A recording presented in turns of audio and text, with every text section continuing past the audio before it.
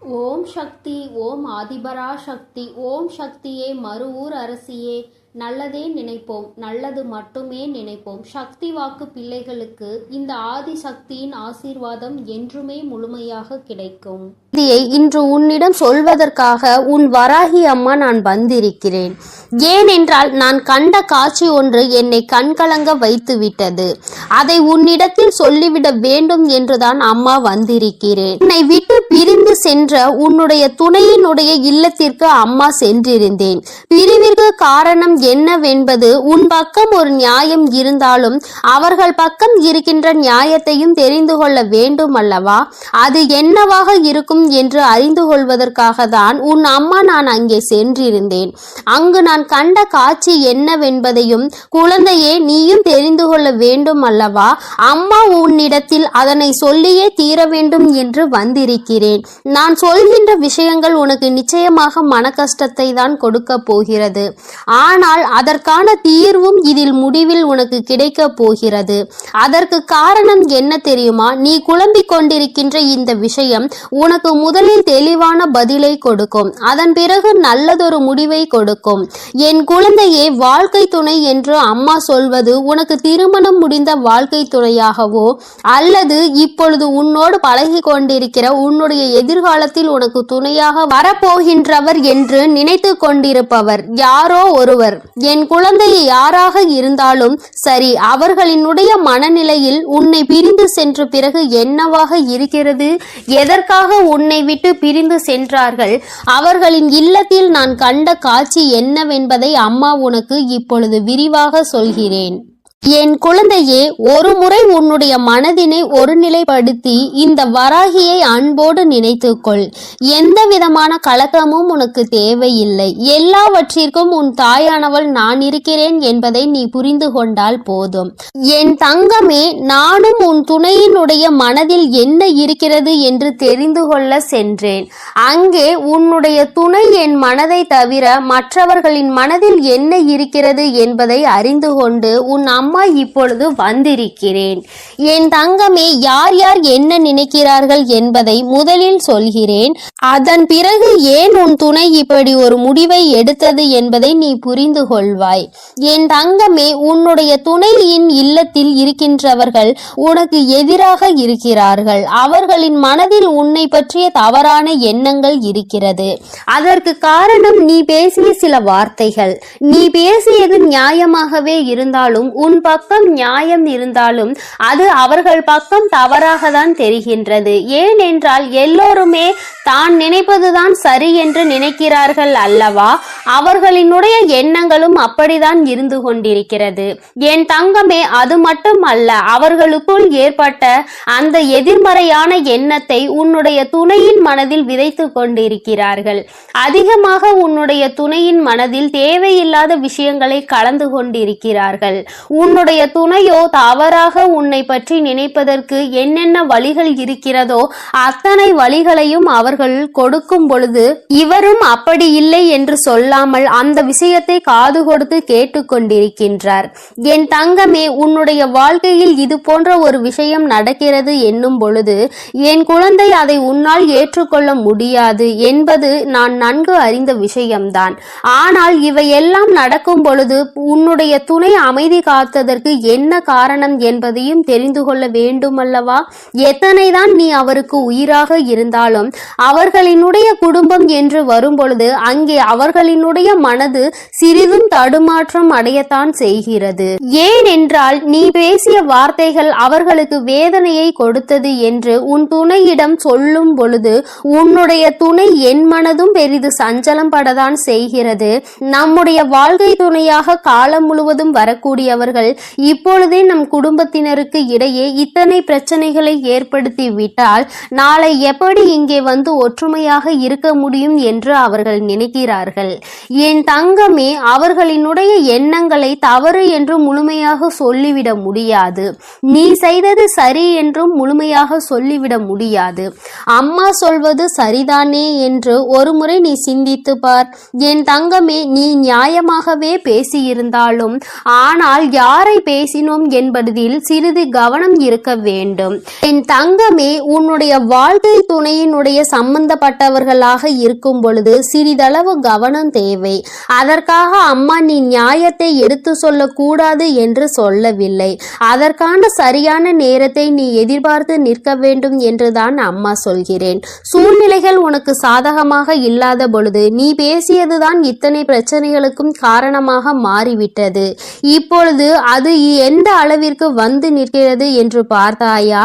உன்னை உன் துணையிடம் இருந்து பிரிக்கின்ற அளவிற்கு திட்டம் தீட்டுகின்ற அளவிற்கு இந்த விஷயம் தொடங்கிவிட்டது. என் தங்கமே, எதுவாக இருந்தாலும் உன்னுடைய துணை காத்த அந்த அமைதிக்கு காரணம் நீ அவர்களின் பேச்சையும் மீறி பேசிவிட்டாய் என்கின்ற ஒரு வருத்தம். மற்றபடி அவரின் மனதை அங்கே மாற்றுகின்ற முயற்சிகள் எதுவும் அவரிடத்தில் எடுபடவில்லை. அதை அவர் காது கொடுத்தும் கேட்பது போல உட்கார்ந்து கொண்டிருக்கிறார் என்பதற்காக மேலும் மேலும் பேசிக்கொண்டே அவரினுடைய மனநிலையை மாற்ற முயற்சிகள் நடக்கிறது. ஆனால் இது பயனளிக்காது என்பதனை இப்பொழுது அவர்களுக்கு உணரத் தொடங்கிவிட்டார்கள். இருந்தாலும் நம்மால் ஆன முயற்சிகளை செய்து பார்ப்போம் என்று செய்து கொண்டிருக்கிறார்கள். சரி, அவர்கள் செய்வதை செய்துவிட்டு போகட்டும். ஆனால் உன்னுடைய உண்மையான அன்பு, உன்னை என் மீது நீ கொண்டிருக்கின்ற நம்பிக்கை நிச்சயமாக அவரினுடைய மனதை ஒரு நாளும் மாற்றிவிடாது. அவர்களினுடைய எண்ணங்கள் முழுவதும் அவசரப்பட்டு பேசிவிட்டாய் என்கின்ற வருத்தம் தானே தவிர அவரிடத்தில் எந்த ஒரு ஆலோசனைகளையும் கேட்கவில்லையே என்கின்ற மன கஷ்டம்தானே தவிர உன் மீது எந்த விதமான கோபதாபங்களும் அவருக்கு இல்லை. என் தங்கமே, அதனால் இந்த உறவு மீண்டும் தொடரப்போகின்ற உறவு. இந்த பந்தம் மீண்டும் உன்னோடு காலம் முழுவதும் வரப்போகின்ற பந்தம். அதனால் உனக்குள் எந்த விதமான கலக்கங்களும் தேவை கிடையாது. மற்றவர்களினுடைய எண்ணங்கள் உனக்கு எதிராக இப்பொழுது இருக்கிறது. ஆனால் என் தங்கமே, உன்னுடைய சூழ்நிலை மாறும் பொழுது நிச்சயமாக அவர்களின் மனநிலையும் தானாகவே மாறிவிடும். எப்பொழுது ஒரே பிடியில் நின்று கொண்டிருக்க முடியாது. அவர்களுக்கு அவரவர்கள் குடும்பத்தில் இருக்கின்றவர்களின் வாழ்க்கை முக்கியமானதாக தோன்றும் பொழுது தேவையில்லாமல் அடுத்தவரின் விஷயத்தில் தலையிடக்கூடாது என்ற எண்ணம் தோன்றும். அதற்கு அவர்கள் வாழ்க்கையில் இது போன்ற ஒரு சம்பவம் நடக்க காத்து கொண்டிருக்கிறது. அதிலிருந்து நல்ல பாடத்தை கற்றுக்கொண்டு வந்து உன் வாழ்க்கையில் தலையிடக்கூடாது என்பதை நிச்சயமாக புரிந்து கொள்வார்கள். என் குழந்தையே, இனிமேல் எந்த விஷயமானாலும் துணையினுடைய குடும்பத்தாரின் சம்பந்தப்பட்ட விஷயமாக இருந்தால் அவரிடத்தில் சிறிது ஆலோசனை பெற்றுவிட்டு பிறகு நீ நிச்சயமாக உனக்கு அதில் இருந்து நல்ல பலன்கள் கிடைக்கும். மாறாக உன்னுடைய சொந்த முடிவாக இருக்கும் பட்சத்தில் நமக்கு கஷ்டம் வரும் பொழுது அதில் இவரால் எந்த விதமான உதவியும் செய்ய முடியாமல் ஒதுங்கி நின்று வேடிக்கை மட்டும்தான் பார்க்க முடியும் என்பதை நீ இப்பொழுதுதானே நடந்து கொண்டிருப்பதை பார்த்து புரிந்து கொண்டிருக்கிறாய். என் தங்கமே, இனி ஒரு நாளும் இந்த சூழ்நிலை உன் வாழ்க்கையில் வராமல் நீ பார்த்து கொள்ள வேண்டும். உன்னை சுற்றி நடக்கின்ற விஷயங்கள் எல்லாம் எதை சார்ந்தது என்பதை நீ புரிந்து கொள்ள வேண்டும். உன்னுடைய அழகான வாழ்க்கையை மீண்டும் உன் கைகளில் நிச்சயமாக நான் கொடுப்பேன். மற்றவர்களின் மனநிலையை மாற்றி உன் கைகளில் அதை கொடுக்கின்ற நேரம் மறுபடியும் வரும். அதை நீ நிச்சயமாக எக்காரணம் கொண்டும் இழந்து விடாமல் பார்த்து கொள்ள வேண்டியது உன்னுடைய பொறுப்பு. என் தங்கமே, இந்த வராகி அம்மாவினுடைய ஆசீர்வாதங்கள் உனக்கு எப்பொழுதும் இருந்து கொண்டுதான் இருக்கிறது. ஆனால் உன்னுடைய வாழ்க்கை உன் கையில் தான் இருக்கிறது என்பதை நீ மறந்து விடாதே. சர்வ நிச்சயமாக இந்த வராகியானவள் கொடுத்த வாக்கினை நிச்சயமாக நிறைவேற்றி காட்டுவாள். நான் உன் வாழ்க்கையை உன் கைகளில் கொடுக்கிறேன் என்று சொல்லி இருக்கிறேன் அல்லவா? சர்வ நிச்சயமாக உன் வாழ்க்கையை நான் உன் கைகளிலேயே ஒப்படைப்பேன். அதுவரையிலும் நீ சற்று பொறுமையாக நம்பிக்கையோடு காத்திருந்தால் மட்டும் போதும். நடப்பது எல்லாமே உன் வாழ்க்கையில் நிச்சயமாக நல்லதாக மட்டுமே நடக்கும். என் அன்பு பிள்ளையே, நீ எதற்காகவும் கலங்கி நிற்காதே. எதை நினைத்தும் வருத்தப்படாதே. நான் உன்னோடு இருந்து உனக்காக அனைத்து விஷயங்களையும் நல்லபடியாக செய்து கொடுப்பேன். என் அன்பு குழந்தையே, உன்னுடைய மன உணர்வுகளை உணர்ந்து கொண்டுதான் உன்னுடைய வராகி இப்பொழுது உன்னோடு பேச வந்திருக்கிறேன். என் அன்பு பிள்ளையே, உன்னுடைய மனதிற்குள் இப்பொழுது என்ன இருக்கிறது என்று அம்மா சொல்லவா? என் தங்கமே, வாழ்க்கை என்பது எத்தனையோ சந்தோஷங்கள் வருகிறது, எத்தனையோ கஷ்டங்கள் வருகிறது. எல்லாவற்றையுமே நான் கடந்து வரத்தான் செய்கின்றேன். சந்தோஷமாக இருக்கின்ற நேரத்தில் கூட சில நேரங்களில் என்னுடைய மனதிற்குள் ஒரு வெறுமை வந்து விடுகிறது. அந்த வெறுமைக்கு காரணம் என்னதான் நம் வாழ்க்கையில் இருந்தாலும் நமக்கு மிகவும் பிடித்த உறவு நம் அருகில் இல்லை என்பதுதான். எவ்வளவுதான் பிரச்சனைகள் நடுவில் வாழ்ந்து கொண்டிருந்தாலும் இந்த உறவு பக்கத்தில் இல்லை, கருத்து வேறுபாடுகளில் இருக்கின்றது என்று நினைக்கும் பொழுது மனதிற்குள் நம்மோடு நன்றாக பேசிக்கொண்டிருந்தாலும் சில வார்த்தைகள் வரும்பொழுது அங்கே பிரச்சனைகள் வந்து விடுகிறது. இது இன்று சரியாகும், நாளை சரியாகும் என்று நினைத்தேன். பிரச்சனை வளர்ந்து கொண்டே இருக்கிறது. எனக்கு எல்லாமே வாழ்க்கையில் கிடைத்திருக்கின்றது. ஆனால் இந்த ஒன்று மட்டும் வாழ்க்கையில் எனக்கு மிகப்பெரிய பிரச்சனையாக வந்துவிட்டது. நான் இந்த வாழ்க்கையை வெறுக்கவில்லை, நிச்சயமாக வாழ வேண்டும் என்றுதான் நினைக்கிறேன். ஆனால் என்னுடைய உயிரான உறவின் மனதில் இருக்கின்ற எண்ணங்கள் என்னை பற்றி தவறாக இருக்கும் பொழுது என்னால் இதனை ஜீரணிக்க முடியவில்லை அம்மா. அவர்கள் மனதில் என்ன இருக்கிறது என்பதை எனக்கு ஒரு முறை சொல்வாயா? எனக்கு அது தெரிந்துவிட்டால் சற்று என்னுடைய மனதிற்கு ஆறுதல் கிடைக்கும். நல்லதாக இருந்தாலும் சரி, கெட்டதாக இருந்தாலும் சரி, நீ எதுவாக இருந்தாலும் என்னிடத்தில் உண்மையை மட்டும் சொல்வாய் என்ற நம்பிக்கையில்தான் உனக்காக காத்து கொண்டிருக்கிறேன் என்று என் பிள்ளை நீ மனதிற்குள் நினைத்தாய். நான் வந்து விட்டேன் என் தங்கமே. உன் மனதில் இருக்கின்ற இந்த கவலைக்கு இன்று உன் அம்மா தீர்வினை கொண்டு வந்திருக்கிறேன். நீ நினைக்கின்ற உன்னுடைய உயிரான உறவு உன்னை பற்றி என்ன நினைத்து கொண்டிருக்கிறார் என்று அவரினுடைய எண்ணம் இப்பொழுது உன்னை பற்றி எதுவாக இருக்கிறது, இனிமேல் இந்த வாழ்க்கையை அவர் எப்படி நடத்த வேண்டும் என்று நினைக்கிறார்கள் என்பதையும் அம்மா உனக்கு தெளிவாக சொல்லிவிடுகிறேன். என் குழந்தையே, இதை கேட்ட பிறகாவது நீ உன்னுடைய மனதிற்குள் நல்லதொரு தெளிவை கொண்டு வா.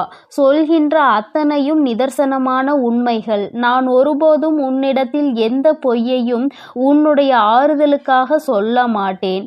ஆறுதலாக நடக்க போவது என்னவென்பதை தான் சொல்வேனே தவிர ஒருபோதும் நடந்த கற்பனை கதைகளை எல்லாம் அம்மா உன்னிடத்தில் சொல்ல மாட்டேன்.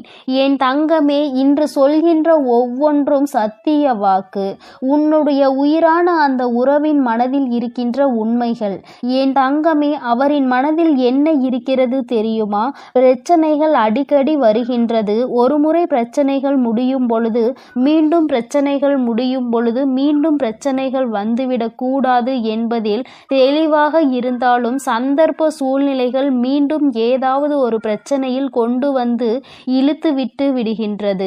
அதிலிருந்து தப்பிக்க முயற்சி செய்து எப்படியாவது சமாதானப்படுத்தி வெளியில் வந்தால் அடுத்த பிரச்சனை வந்து விடுகிறது. வாழ்க்கையில் நிம்மதி என்ற ஒன்று சில நிமிடங்களாவது கிடைக்க வேண்டுமானால் ஒருபொழுதும் நிம்மதி கிடைக்காமல் இருப்பதுதான் ஏற்றுக்கொள்ள முடியவில்லை என்று அவர் நினைக்கிறார். அது மட்டும் அல்லாமல் பேசுகின்ற பொழுது அவர்களின் மனதில் என்ன இருக்கிறது என்பதை, அவர் மனதில் என்ன உணர்வுகள் இருக்கிறது என்பதையும் பேசுவதற்கு சரியான வாய்ப்புகள் கிடைப்பதில்லையாம். தான் நினைப்பதை தன் வாயில் சொன்னால்தானே எண்ணங்கள் என்னவென்பது மற்றவர்களுக்கு புரியும். நமக்கு வாய்ப்பே கிடைக்கவில்லை என்றால் நம்மால் எப்படி நம்முடைய உணர்வுகளை வெளிக்காட்ட முடியும் என்று மனதிற்குள் ஏக்கமும் இருக்கிறது. தனக்கு சரியான மரியாதை கிடைக்கவில்லை, சரியான மதிப்பு மற்றவர்கள் முன்னிலையில் கிடைக்கவில்லை என்ற வருத்தம் இருக்கின்றது. நீ பேசுகின்ற பொழுது என்ன பேசுகிறோம், யாரை பற்றி பேசுகிறோம் என்று சிந்திக்காமல் பேசும் பொழுது அது அவர்களுக்கு மிகுந்த மனவேதனையை கொடுத்திருக்கின்றது. இதுவெல்லாம் ஒரு புறம் இருந்தாலும் இன்னொரு புறம் அவர்கள் என்ன நினைக்கின்றார்கள் தெரியுமா? அம்மா, நான் இதையெல்லாம் பிரச்சனைகள் என்று நினைத்து ஒதுங்கி வந்து விட்டேன்.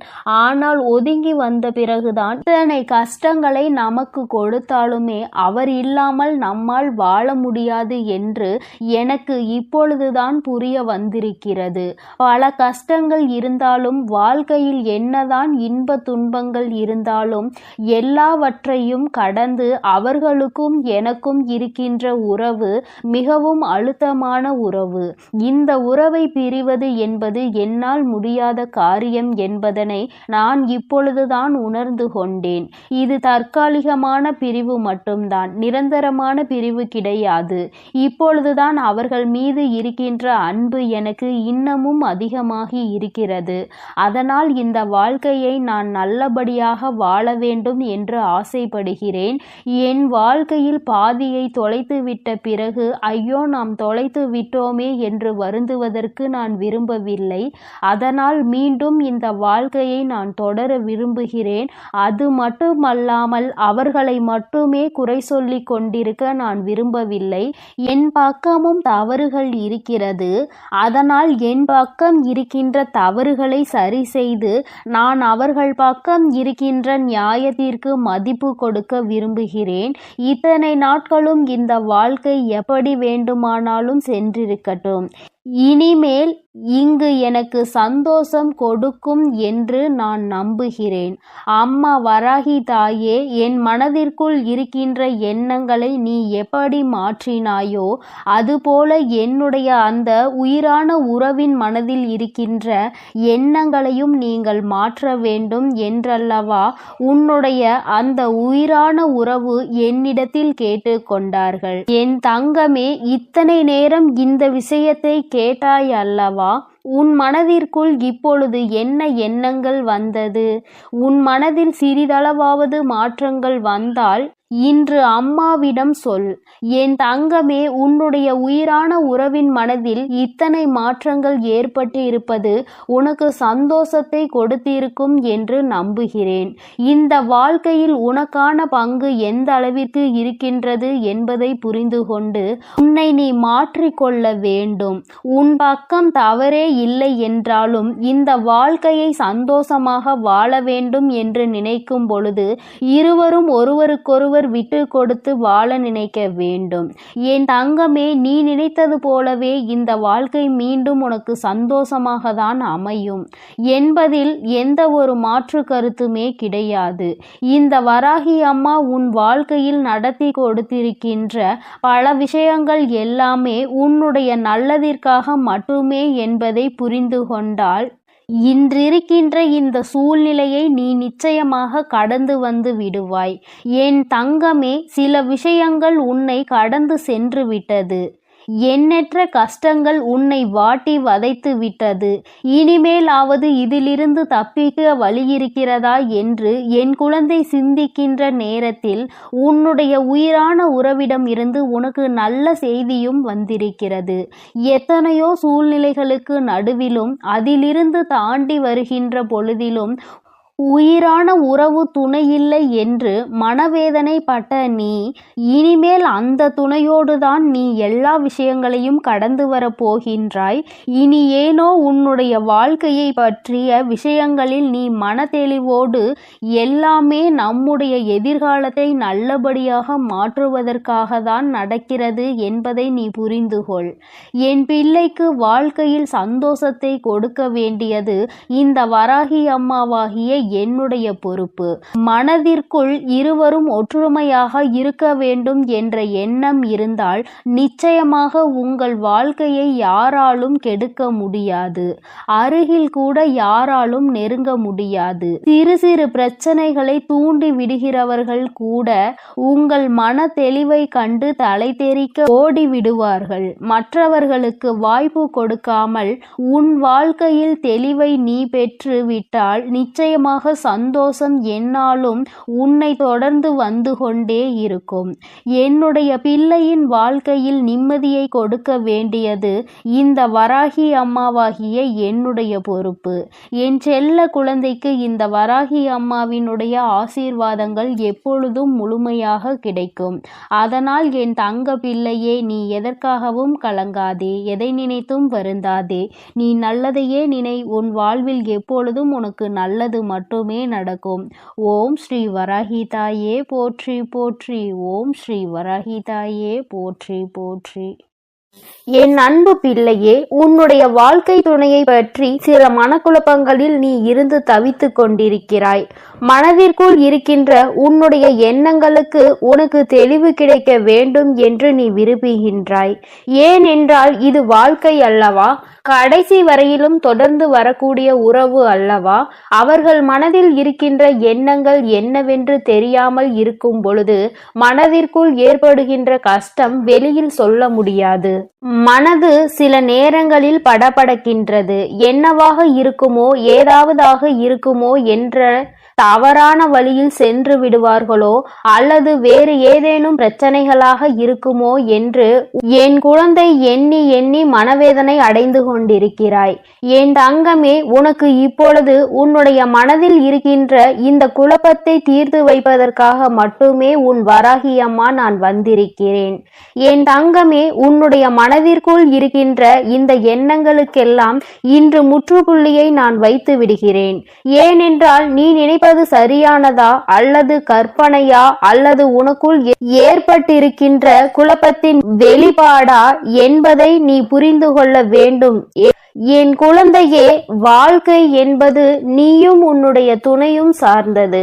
இரண்டு பேருக்கும் இடையில் இருக்கின்ற ஒரு அந்யோன்ய உறவை சார்ந்தது.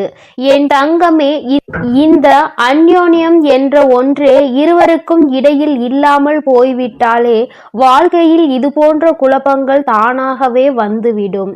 எந்த ஒரு விஷயமாக இருந்தாலும் முதலில் சொல்ல வேண்டும் என்று நினைப்பது தன்னுடைய துணைக்கு. அதை தவிர்த்து மற்றவர்களிடம் அதை சொல்லும் பொழுதே அங்கே அவர்களுக்கான முக்கியத்துவம் குறைந்து விடுகிறது. அவர்கள் வாழ்க்கையில் அவர்களுக்கு என்று எதுவுமே இல்லை என்று நினைக்க தோன்றி விடுகிறது. நாம் யாரோ மூன்றாவது நபர் போலதான் இருக்கின்றோம் என்ற எண்ணம் உருவாகி விடுகிறது. என் குழந்தையே, எதுவாக இருந்தாலும் முதலில் துணையோடு பகிர்ந்து கொண்டு அந்த அந்யோன்யத்தை எப்பொழுதுமே வைத்திருக்க வேண்டும். ஒரு நாள் 2 நாள் வாழ்க்கை அல்ல, காலம் முழுவதும் உடலில் உயிர் இருக்கும் வரை தொடர்ந்து வரக்கூடிய உறவு அல்லவா? என் பிள்ளையே, இது நாள் வரையிலும் கடந்து வந்த பாதைகள் உனக்கு சில மனக்குழப்பத்தை கொடுத்திருந்தாலும் அவர்கள் மனதில் என்ன இருந்தது என்ற எண்ணங்களை நீ தெரிந்து கொண்டால் இந்த குழப்பத்தில் இருந்து நீ நிச்சயமாக மீண்டு வந்து விடுவாய்.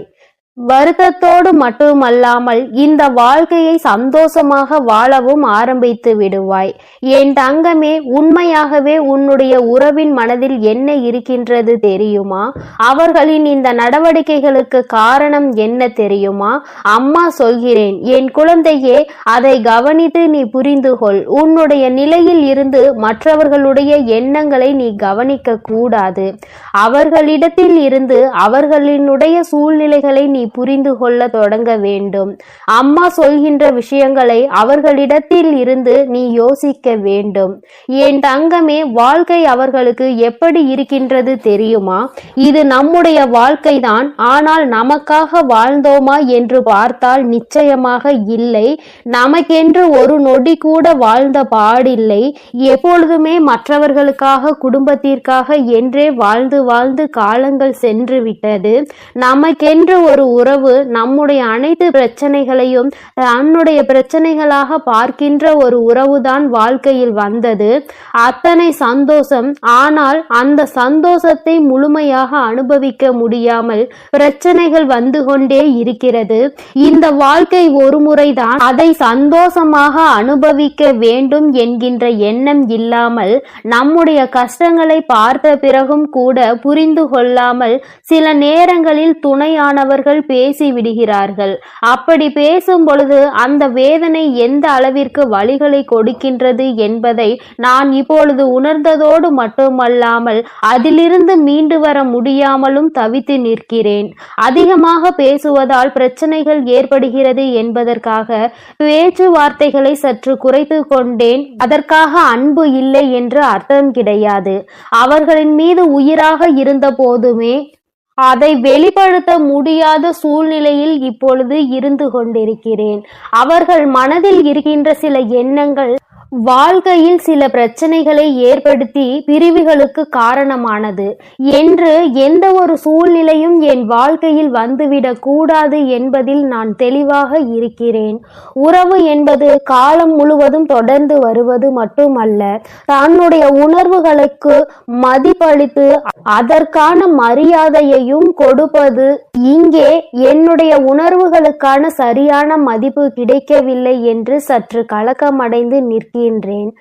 அதனால் என்னவோ சற்று விலகி இருக்கிறேனே தவிர ஒருபோதும் என்னுடைய துணையை பற்றி கவலை எனக்கு இல்லாமல் இல்லை.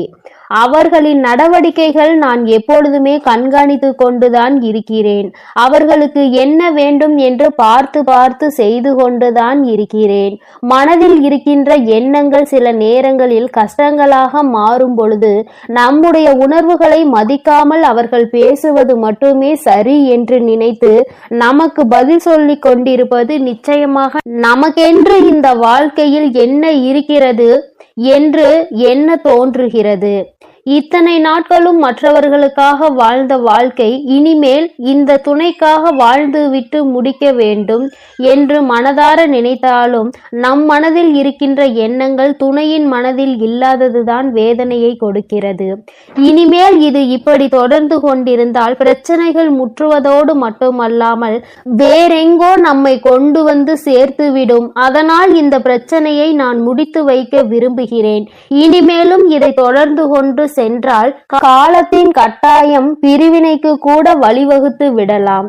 அதனால் என்னுடைய துணையோடு நான் இனிமேல் எப்பொழுதும் நல்லபடியாக அவர்களின் உணர்வுகளுக்கு மதிப்பளித்து வாழப்போகிறேன். இது நாள் வரையிலும் நான் தவறுகள் செய்திருந்தாலும் செய்யாவிட்டாலும் எல்லாவற்றையும் மறந்து அவர்கள் செய்த தவறையும் மன்னித்து ஏற்றுக்கொண்டு மீண்டும் இந்த வாழ்க்கையை தொடங்க விரும்புகிறேன். இது உன்னுடைய துணையின் மனதில் இருக்கின்ற விஷயம். என் தங்கமே, நீ என்னுடைய குழந்தையாக ஒரு விஷயத்தை தெளிவாக புரிந்து கொள். வாழ்க்கை என்பது விளையாட்டான காரியம் கிடையாது. இன்றோ நாளையோ முடிந்து போகின்ற விஷயம் கிடையாது.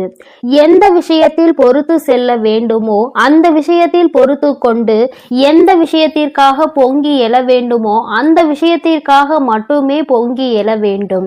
காரணம் இல்லாமல் தேவை இல்லாத நேரத்திலும் தேவையில்லாத விஷயங்களை பேசி இன்னொருவர் மனதினை காயப்படுத்த கூடாது.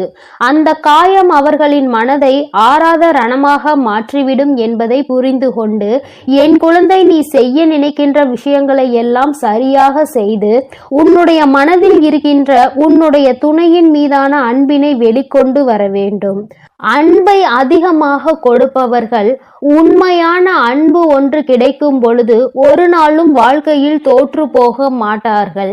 நீ அன்பினை பரிசாக நிச்சயமாக இந்த சூழ்நிலையில் உன் வாழ்க்கை துணைக்கு கொடுக்க வேண்டும். உன் வாழ்க்கையில் மீண்டும் பழைய நிலைக்கு மாற வேண்டும். சந்தோஷமான உன் வாழ்க்கை உன் கைகளில் கிடைக்கும் வாய்ப்பு உனக்கு நெருங்கி வந்துவிட்டது. மன்னிப்பு கேட்பதற்கு தயக்கம் ஒரு நாளும் உன் வாழ்க்கை துணையோடு மட்டும் இருந்துவிடக் கூடாது. ஏனென்றால் வாழ்க்கை துணையிடம் நீ மனதார கேட்கும் அன்பினை ஒரு நாளும் அவமானமாக எடுத்துக்கொள்ள கூடாது. அவர்கள் உன்னை அவமானப்படுத்தவும் மாட்டார்கள். இந்த உறவில் அது ஒன்றே மிக பெரிய சிறப்பு. என் செல்ல